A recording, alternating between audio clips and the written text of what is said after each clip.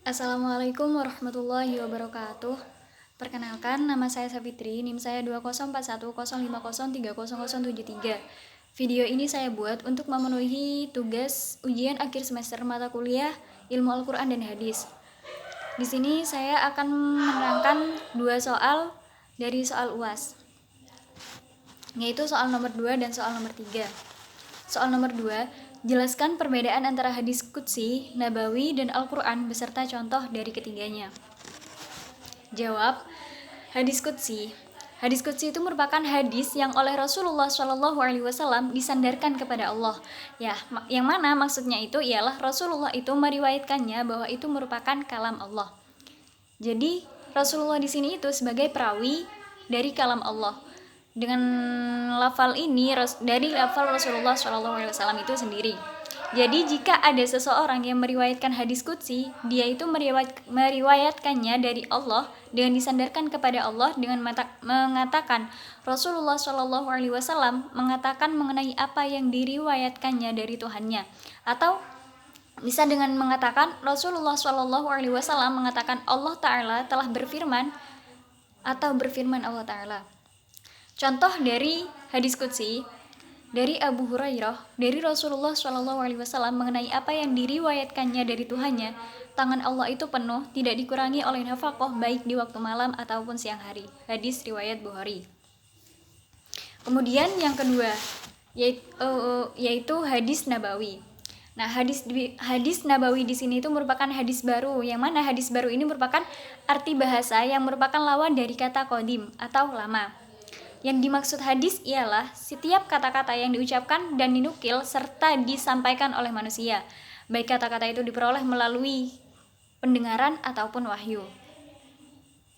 Contoh yang berupa perkataan, seperti perkataan Nabi Muhammad SAW, sesungguhnya sahnya awal itu disertai dengan niat dan setiap orang bergantung pada niatnya. Hadis riwayat Bukhari. Kemudian yang berupa perbuatan, seperti ajarannya kepada para sahabat mengenai bagaimana cara mengerjakan sholat. Kemudian ia mengatakan, sholatlah seperti apa yang aku lakukan. Sholatlah seperti kamu melihat aku sholat. Hadis riwayat Bukhari. Kemudian yang ketiga yaitu Al-Quran. Al-Quran itu secara bahasa pada mulanya seperti qiraah, yang merupakan masdar infinitif dari kata qiraah, qiraatan Qur'anan. Nah, Quran di sini dikhususkan sebagai nama kitab yang diturunkan kepada Nabi Muhammad SAW, sehingga Al-Quran itu menjadi nama khas bagi kitab itu sebagai nama diri.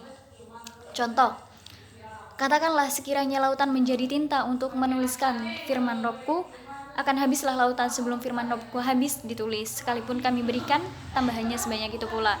Hal ini sesuai dengan firman Allah Quran Surah Al-Kahfi ayat 109.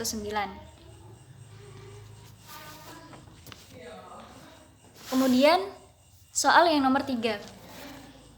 Jelaskan perbedaan takhrij hadis, jelaskan pengertian takhrij hadis, tujuan dan metode yang digunakan.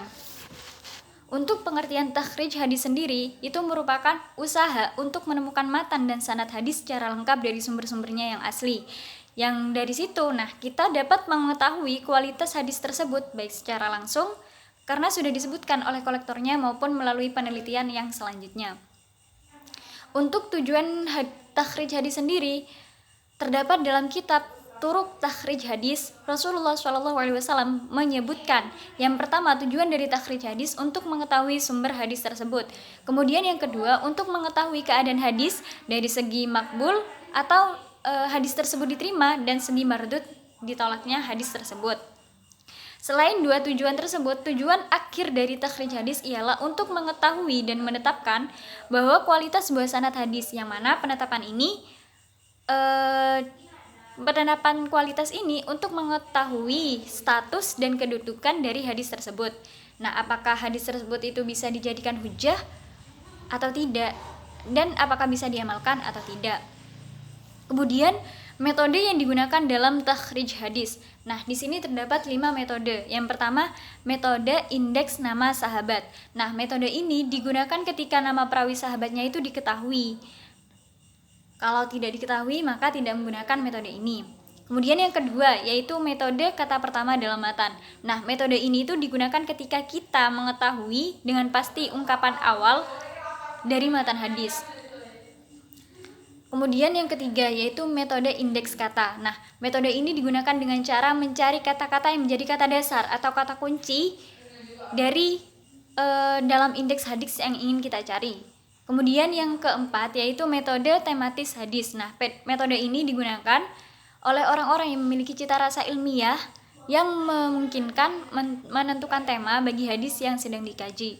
Kemudian metode yang terakhir yaitu metode penelusuran berdasarkan kondisi matan atau sanad.